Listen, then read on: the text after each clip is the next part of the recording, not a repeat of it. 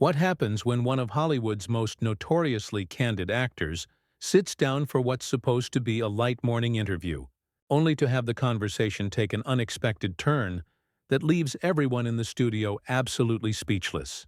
Well, that's exactly what viewers witnessed during what was meant to be a standard promotional appearance on the Today Show. Before we get into what went down, make sure you hit that subscribe button and drop a comment below, telling me what you think about celebrity interviews that go off the rails, because this one definitely did. Mark Wahlberg walked onto the Today Show set with that confident energy he's known for, the kind of presence that comes from decades in the entertainment industry. He settled into the chair across from Hoda Kotb, and for the first few minutes everything seemed perfectly normal. They exchanged pleasantries, talked about the weather, and Hoda began steering the conversation toward his latest project, a new action film that was set to hit theaters in just a few weeks. "So Mark, tell us about this new movie," Hoda began with her trademark warm smile. "It looks absolutely intense from the trailers we've been seeing." Mark leaned forward slightly, his hands clasped together. "Yeah, it's something I'm really proud of. We shot this thing over 6 months, did a lot of our own stunts, really pushed ourselves physically. The story is about a father who'll do anything to protect his family, and I think that's something that resonates with me personally." Hoda nodded enthusiastically. "You're a father of 4 yourself, so that must have really connected with you on a personal level." "Absolutely," Mark replied. "Everything I do now, I think about my kids. How is this going to reflect on them? What kind of example am I setting? That's always in the back of my mind." The conversation continued smoothly as they discussed the film's premise, the training regimen Mark had undertaken, and some of the more challenging scenes. Hoda laughed at his anecdotes about the grueling shooting schedule, and Mark seemed relaxed, even jovial. The studio audience was engaged, and by all accounts, this was shaping up to be just another successful celebrity interview spot. But then, about 8 minutes into the segment, Hoda shifted gears. Mark, I want to talk about something else," she said, her tone changing slightly, becoming more measured. "There's been a lot of conversation recently about some of your past statements regarding the entertainment industry and working conditions in Hollywood. Some people have criticized your comments about actors complaining about long hours and difficult shoots." Mark's expression changed almost imperceptibly. His jaw tightened just a fraction, and he sat back in his chair. "Okay, what about it?" "Well," Hoda continued, "you've been pretty vocal about your work ethic, about how you wake up at 4 in the morning, how you believe in pushing through no matter what. But there are a lot of people in the industry, particularly younger actors and crew members, who are speaking out about the toll that kind of culture takes on mental health and work-life balance. What do you say to those people?" There was a pause. It wasn't long, maybe 2 seconds, but in television time it felt like an eternity. Mark's eyes narrowed slightly as he looked at Hoda. "What do I say to those people?" he repeated slowly. "I say that I come from a place where you work for what you get. Nobody handed me anything. I grew up in Dorchester, I had 9 siblings, and my mother worked multiple jobs to keep us fed. So when I hear actors who are making more money in 1 year than most people see in a lifetime, complaining about having to work 12-hour days. Yeah, I have opinions about that." Hoda nodded, but she wasn't backing down. "But Mark, isn't there a difference between having a strong work ethic and dismissing legitimate concerns about exploitation and burnout? Some of the things you've said have been interpreted as being out of touch with what everyday crew members go through." "Out of touch?" Mark's voice rose slightly. "Hoda, I am the crew. I came up from nothing. I know what it's like to work multiple jobs. I know what it's like to wonder if you're going to make rent. So don't sit there and tell me I'm out of touch." The energy in the studio had shifted dramatically. What moments ago had been a friendly, lighthearted interview had suddenly become tense. Hoda maintained her composure, but there was a noticeable change in her posture. "I'm not saying you're out of touch with struggle," Hoda clarified, her voice calm but firm. "I'm saying that maybe the conversation has evolved, and what was considered normal working conditions 20 years ago might not be acceptable now. People are talking about mental health, about boundaries, about sustainable careers, and when someone with your platform dismisses those concerns, it can be harmful." Mark leaned forward again, his elbows on his knees. You want to talk about harmful? Let me tell you what's harmful. What's harmful is teaching an entire generation that things should be easy, that you should never be uncomfortable, that the second something gets hard, you should complain about it or quit. That's not how the real world works, Hoda. That's not how success works. But who gets to define success? Hoda shot back, and there was an edge to her voice now that hadn't been there before. Is success just about how much money you make, or how many movies you're in? What about having time with your family? What about not being so exhausted that you can't function? You talk about your kids, about being present for them. How many people in this industry don't get that choice because they're working 20-hour days? If they don't like it, they can do something else, Mark said bluntly. Nobody is forcing anyone to work in entertainment. This is a choice. And if you choose to be in this business, you need to understand what that means. It means sacrifice. It means hard work. It means sometimes you're going to be uncomfortable. The audience had gone quiet. This was not the playful morning show banter they had expected. Hoda glanced down at her notes, then back up at Mark.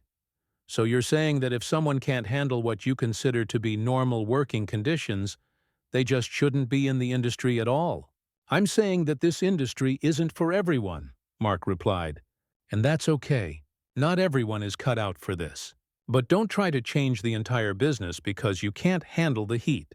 Don't try to make everyone else accommodate your limitations. Hoda's expression had hardened. Limitations? So wanting basic human rights, wanting to not work yourself into physical and mental breakdown, that's a limitation. That's not what I said, Mark countered. Don't twist my words. I'm not twisting anything, Hoda said. I'm using your logic. You just said people who can't handle what you consider normal should leave the industry. I'm asking you if wanting reasonable working conditions counts as not being able to handle it. Mark's face was flushed now. You're putting words in my mouth, Hoda. That's not what I'm saying at all. Then what are you saying? Hoda pressed. Because from where I'm sitting, it sounds like you're saying that anyone who advocates for better working conditions is weak. The tension was palpable. Camera operators shifted uncomfortably. The producers in the booth were likely scrambling to figure out how to handle this situation.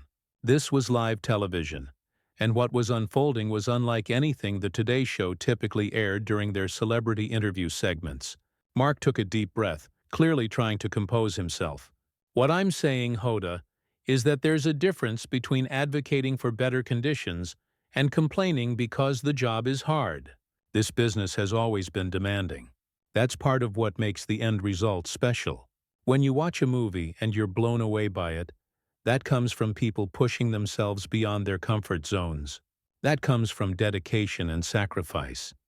And what about the people who've literally died on sets because safety protocols weren't followed? Hoda asked, her voice rising.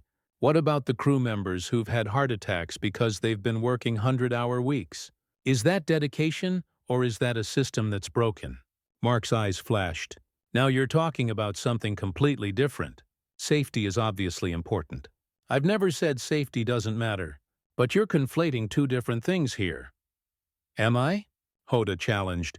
Because it seems to me that the mindset of just push through, just work harder, just don't complain, that's exactly what creates an environment where people think it's okay to skip safety checks or ignore warning signs because stopping would mean losing time or money.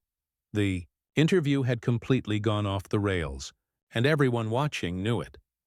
Mark sat back in his chair, his jaw working as he processed what Hoda had just said. The accusation that his mindset contributed to unsafe working conditions had clearly struck a nerve. When he spoke again, his voice was lower, more controlled, but there was an unmistakable intensity behind it. You know what, Hoda? I think you're reaching right now. I think you came into this interview with an agenda, and you're trying to paint me as some kind of villain who doesn't care about people's well-being. And that's not fair. Hoda didn't flinch. I don't have an agenda, Mark.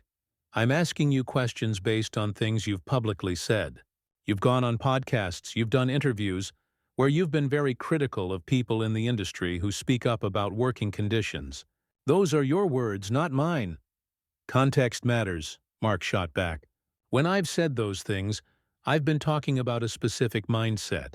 I've been talking about people who expect everything to be handed to them. I'm not talking about legitimate safety concerns or people being exploited. There's a difference. Okay, then explain the difference to me, Hoda said, leaning forward now. Because to a lot of people watching, to a lot of people working in this industry, it sounds like you're saying their concerns aren't legitimate. It sounds like you're saying they should just be grateful for the opportunity and keep their mouths shut. That is not what I'm saying, Mark insisted, his voice rising again. What I'm saying is that this business requires dedication. It requires sacrifice. And yes, it requires thick skin. If every time something gets difficult or uncomfortable, people start demanding changes, then nothing would ever get done. Movies wouldn't get made. Stories wouldn't get told. Hoda shook her head. But that's exactly the problem, Mark.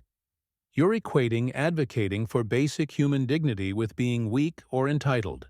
Do you not see how that's problematic? I don't think it's weak to advocate for yourself, Mark said.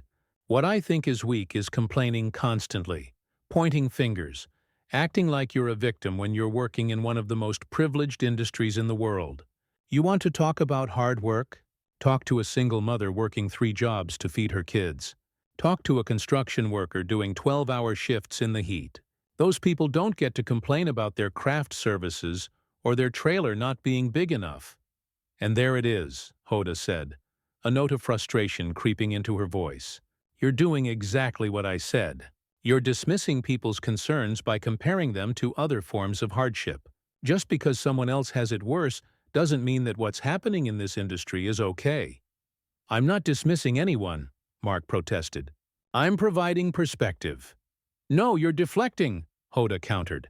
You're changing the subject instead of actually addressing the issue. The issue is that there are people in Hollywood, people working on your movies, who are being exploited. They're working insane hours for low pay. They're dealing with unsafe conditions, and when they speak up about it, they're told they should be grateful for the opportunity. And when someone like you, someone with your influence, echoes that sentiment, it makes it harder for those people to be heard. Mark's face was red now. You don't know what you're talking about. You don't know how I run my sets. You don't know how I treat people. I've employed thousands of people over my career, and I treat everyone with respect. I'm sure you do, Hoda said, her tone softer but still firm. I'm not saying you're a bad person, Mark. I'm not even saying you treat people poorly on your sets. What I'm saying is that your public statements contribute to a culture that makes it difficult for people to speak up about problems. When you say things like actors shouldn't complain about long hours, what do you think that tells a production assistant who's being asked to work 20-hour days? It tells them that if they want to succeed, they need to put in the work, Mark said. It tells them that success doesn't come easy. That's not a bad message, Hoda. But who are you to decide how much work is enough? Hoda asked. You're coming from a position of power now.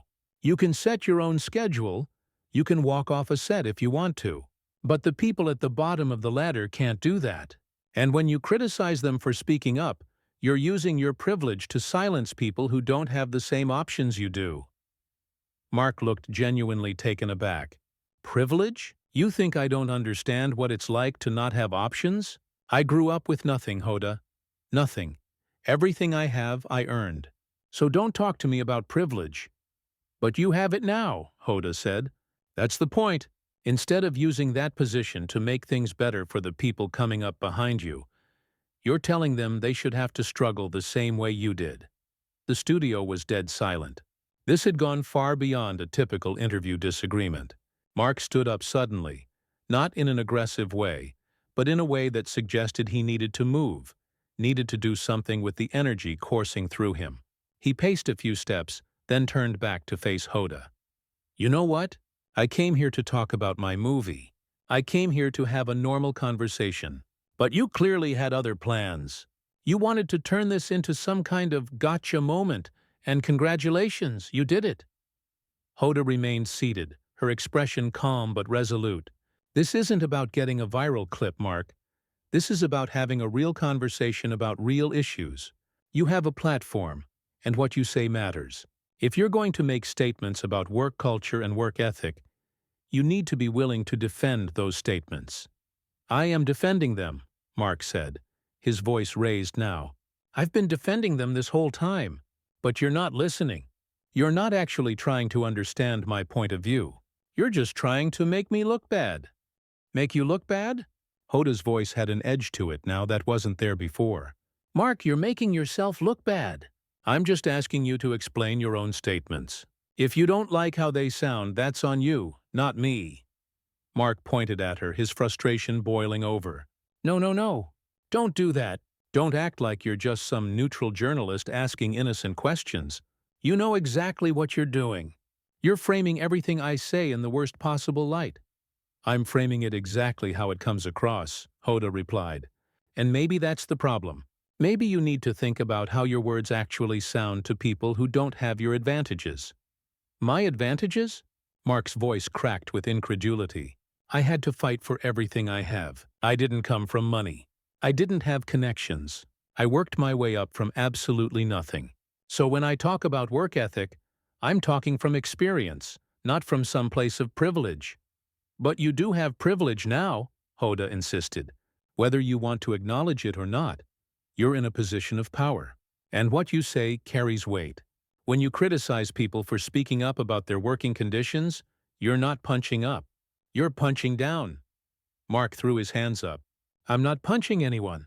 I'm expressing an opinion. Since when is having an opinion punching down?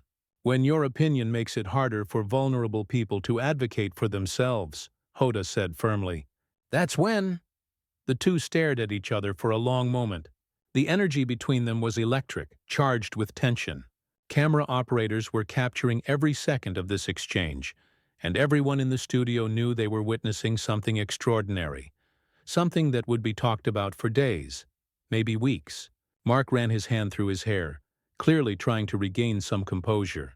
Look, I think we're going in circles here. I respect that you have your perspective, but I'm not going to sit here and be told that everything I believe is wrong. I'm not going to apologize for valuing hard work and dedication. Nobody's asking you to apologize for valuing hard work, Hoda said. But maybe you need to examine why you're so resistant to the idea that the system needs to change. Maybe you need to ask yourself why you're more concerned with people complaining than you are with what they're complaining about. Because what they're complaining about isn't always legitimate. Mark fired back. That's my whole point.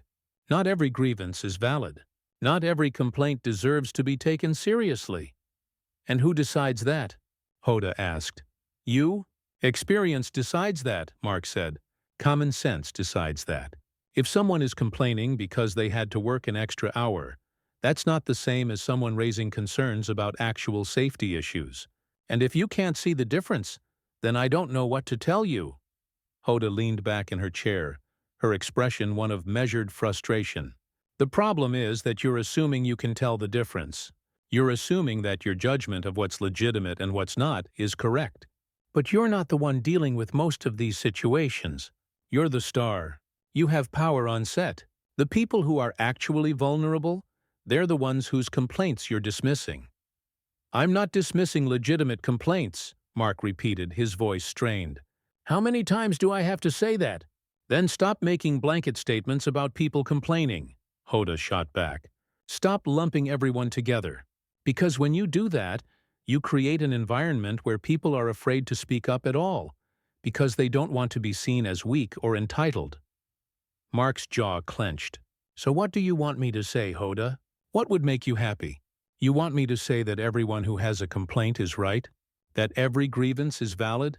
Because that's not reality. That's not how the world works. I want you to acknowledge that maybe, just maybe, your perspective isn't the only valid one, Hoda said. I want you to consider that the people speaking up might actually have a point. That maybe the industry does need to change. That maybe the way things have always been done isn't the way they should continue to be done. Mark shook his head. Change for the sake of change isn't progress. Sometimes the old ways exist for a reason.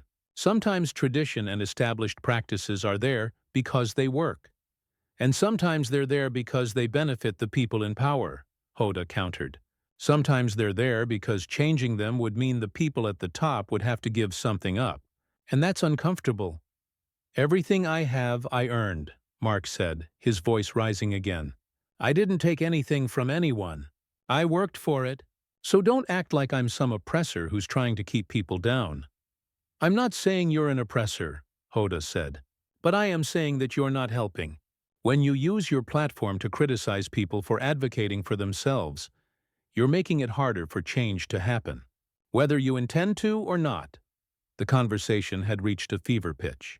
Mark was standing now, his posture tense, while Hoda remained seated but equally engaged. The producers were surely scrambling, trying to figure out how to handle this situation, whether to cut to commercial, whether to let it continue. Mark's voice dropped lower, more intense. You want to know what I think, Hoda? I think we've created a culture where everyone is a victim, where everyone has a sob story, where personal responsibility doesn't matter anymore because it's always someone else's fault. And I think that's dangerous. I think that's setting people up for failure. Or maybe, Hoda said, her voice equally intense, we've created a culture where people finally feel like they can speak up about mistreatment without being told to just deal with it. Maybe we've created a culture where workers actually have some power. And maybe that makes you uncomfortable because it means you can't just tell people to work harder and shut up. Mark's eyes flashed. That is not what I do. That is not who I am. Then prove it, Hoda challenged. Use your platform to actually help people instead of criticizing them. Advocate for better working conditions on your sets. Lead by example. Because right now, all I'm hearing is someone who's more invested in defending the status quo than in making things better. The air in the studio felt thick. This was no longer just an interview. This was a confrontation, a battle of ideologies, playing out for millions of viewers. Mark took a step back, his chest rising and falling as he tried to collect himself. When he spoke again, his voice was quieter but no less intense. You don't know what I do behind the scenes. You don't know the conversations I have, the conditions on my sets, the way I treat people. You're judging me based on sound bites and out-of-context quotes. Then give me the context, Hoda said, spreading her hands. I'm sitting right here. Give me the full picture. Explain to me how your statements aren't as problematic as they seem. Mark moved back toward his chair but didn't sit down. He gripped the back of it, his knuckles white. The context is that I believe in excellence. I believe in pushing yourself to be the best you can be. And sometimes that means being uncomfortable. Sometimes that means working longer hours than you'd like. That's not exploitation. That's dedication to your craft. But who defines where that line is? Hoda pressed. Who decides when dedication becomes exploitation? There are obviously limits, Mark said. I'm not saying people should work themselves to death. I'm saying that this generation has a different expectation of what work should look like, and I think those expectations are unrealistic. Hoda's expression hardened. This generation, Mark, really? You're going to do the whole kids these days don't want to work thing? It's not just kids, Mark said defensively. It's a cultural shift. People expect things to be easier than they are. They expect success without the struggle. Or maybe, Hoda said, her voice sharp, people have realized that the struggle doesn't have to be as hard as previous generations made it. Maybe they've realized that you can have success and balance, that those things aren't mutually exclusive. Mark shook his head vigorously. The people who get to the top are the ones who are willing to outwork everyone else. That's just reality. And the people who burn out along the way? Hoda asked. The people who sacrifice their health, their relationships, their mental well-being? What about them? That's their choice, Mark said. Nobody forces anyone to pursue a career in entertainment. If it's too much for them, they can do something else. Hoda's eyes widened. So it's their fault if the industry chews them up and spits them out? I'm saying that every career has demands, Mark said. If you choose to pursue this path, you need to be prepared for what that means. Prepared for working 20-hour days? Hoda challenged. Prepared for not seeing your family for months? Prepared for developing health problems because you're chronically sleep-deprived? Those are extreme examples, Mark said. Are they? Hoda shot back. Because those are things that actually happen in this industry. And when you dismiss concerns about working conditions as just complaining, you're dismissing those realities. Mark's face was flushed. I'm not dismissing real problems. I'm distinguishing between real problems and people who just don't want to put in the effort. And how you feel, Hoda said slowly, deliberately, contributes to a culture where people are afraid to speak up about real problems because they're worried they'll be labeled as lazy or entitled. Do you understand that? What I understand, Mark said, his voice tight, is that I've worked in this industry for decades. I've seen what it takes to succeed. So excuse me if I'm skeptical when I hear people complaining. Skeptical is one thing, Hoda said. But you're not just skeptical. You're dismissive. And that's where you cross the line from having an opinion to being part of the problem. Mark pointed at her. I am not part of any problem. I treat people with respect. I run professional sets. What more do you want from me? I want you to stop making it harder for other people to advocate for themselves, Hoda said firmly. I want you to recognize that your words have impact. That when you criticize people for speaking up, you're giving ammunition to every producer, every director who wants to maintain the status quo. That's not my responsibility, Mark said, his voice rising. I'm not responsible for how other people interpret my words. Yes, you are, Hoda insisted. When you have a platform, when you have influence, you are responsible for how you use it. The studio audience was completely silent. Mark stood there, his jaw working, his eyes locked on Hoda. For a moment it seemed like he might walk off the set entirely, but he didn't. Instead, he took a deep breath. You know what, Hoda? I think we're never going to see eye to eye on this. You have your perspective, I have mine. We can disagree, Hoda said. But that doesn't mean both perspectives are equally valid. That doesn't mean your perspective isn't causing harm. Mark's eyes flashed. Causing harm? You think me saying people should work hard is causing harm?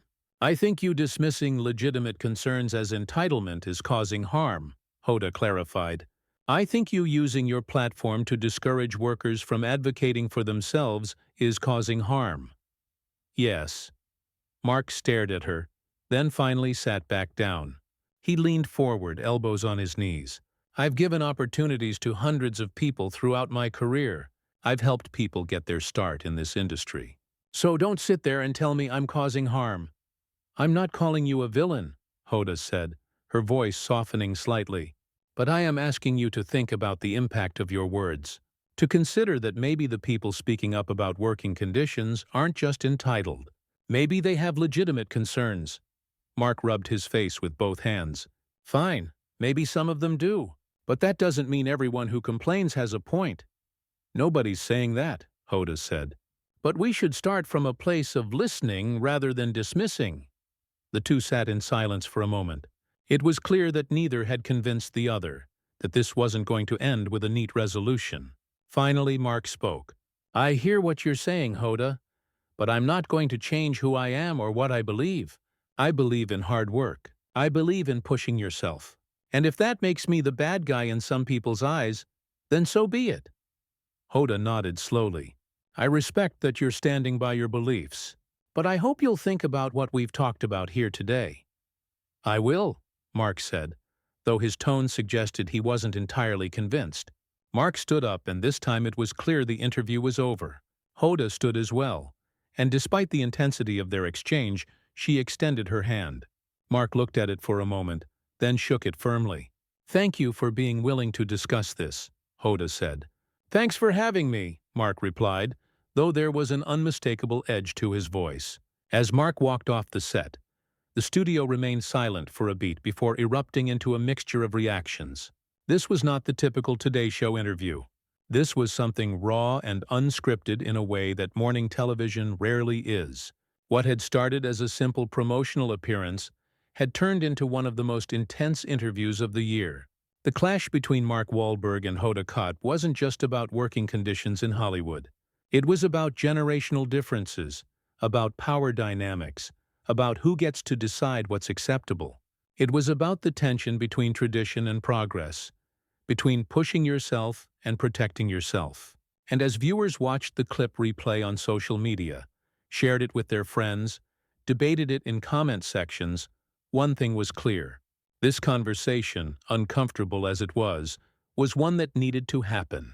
If you want to see more content like this, hit that subscribe button and let me know in the comments, do you think Mark had a point about work ethic, or was Hoda right to call him out on his privilege?